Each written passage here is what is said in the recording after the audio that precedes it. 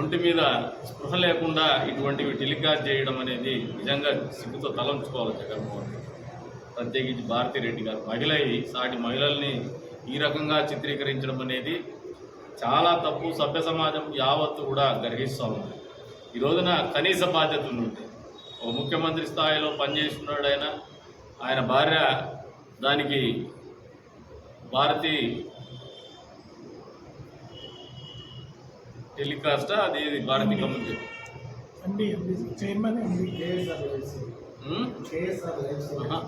భారతి గారు యావత్ మహిళా లోకానికి అంతా కూడా క్షమాపణ చెప్పాలి. ఎందుకంటే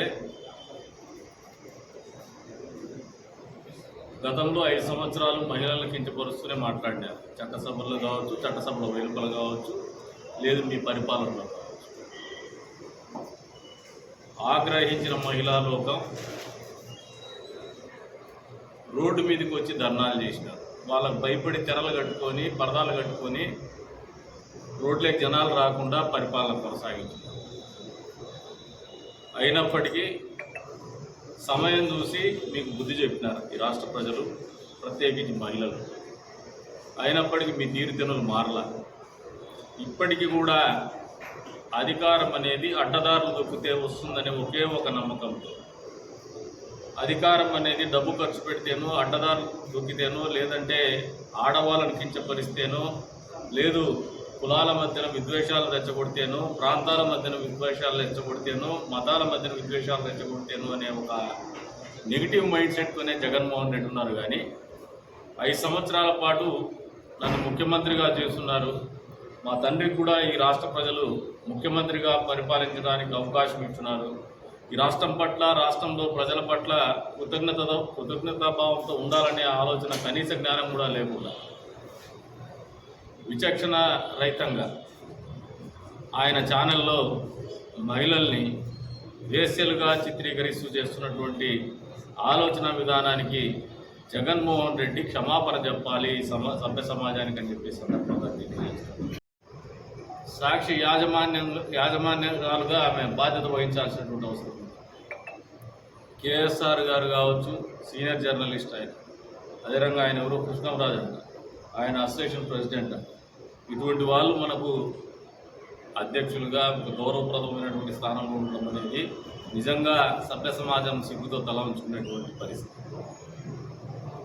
ఇంత పెద్ద ఎత్తున నిరసన జ్వాలలు వస్తున్నా, పెళ్ళుపుతున్నా జగన్మోహన్ రెడ్డి గారికి కానీ భారతిరెడ్డికి కానీ చీమ కుట్టినట్లేదు. ఈ రోజున వాళ్ళ ఆలోచన విధానం అనేది రాష్ట్ర ప్రజలు మొత్తం కూడా అర్థం చేసుకుంటారు. ఈ రకమైనటువంటి ఆలోచన విధానం ఉండేవాళ్ళు భవిష్యత్తులో మళ్ళీ ఎలక్షన్లు పోటీ చేయాలా, మళ్ళీ అధికారం వస్తుంది 2.0 చూపిస్తా అని చెప్పి అంటాను. అంటే ఈ రోజున ఆయన 2.0 అంటే ఏ రకంగా ఉంటుందో ఆలోచన చేసుకోవాలి. 2.0 వచ్చే ఛాన్సే లేదు ఆయనకి. అయినప్పటికీ ఆయన ఆలోచన తీరుతెన్నుల్లో ఎక్కడ కూడా మార్పు రాలేదు. గతంలో మీ పరిపాలనా విధానం, మీ ఆలోచన విధానం నచ్చకే ప్రజలు మిమ్మల్ని తిరస్కరించారు. మీరేమో ఈవీఎంల మీద కంప్లైంట్ చెబుతూ బతికేస్తూ ఉన్నారు. డిఫెన్స్ సెట్ చేసుకుని చేతగానమ్మ ఆడలేనోడు మధ్యలో మీద ఏడ్చినట్టు. అంతకుముందు మీకు 150కి వచ్చినప్పుడు కూడా ఈవీఎంలతోనే వచ్చిండేది.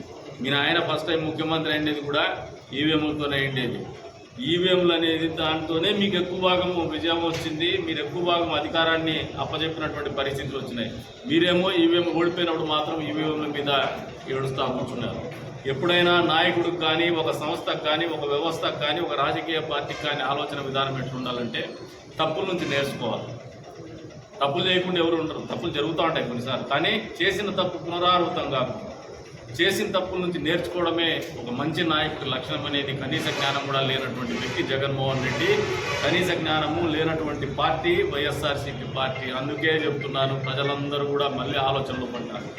మళ్ళీ ఏం కాదు, గతంలోనే ఆలోచనలో పడిన తర్వాతే ఈ అశాంతిని దూరం చేసుకోవాలనే మా మీద ప్రేమ కంటే మీ మీద కోపంతోనే మాకు అధికారం అప్పచెప్పినారు. ఒక నమ్మకంతో అట్లీస్ట్ ఇటువంటి పరిపాలన ఉండదని చెప్పేసి మళ్ళీ ఈ రోజున ప్రజలు మళ్ళీ ఆలోచిస్తూ ఉన్నారు.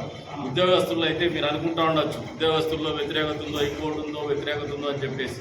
ఈ వ్యతిరేకత అంతా మిమ్మల్ని ఆలోచన చేసుకున్నప్పుడు మీ పరిపాలన గత 5 సంవత్సరాల పరిపాలన ఆలోచన చేసుకుంటేనే ఉలిక్కిపడి మరీ లేచి లేదురా మళ్ళీ చంద్రబాబు నాయుడు ఉండాలా ఈ రాష్ట్రానికి అనే ఆలోచనలోకి వస్తూ ఉన్నాం. ఈ రోజున మళ్ళీ చెప్తున్నాం, జగన్మోహన్ రెడ్డి గారిని డిమాండ్ చేస్తున్నాం, భారతిరెడ్డి గారిని డిమాండ్ చేస్తున్నాం.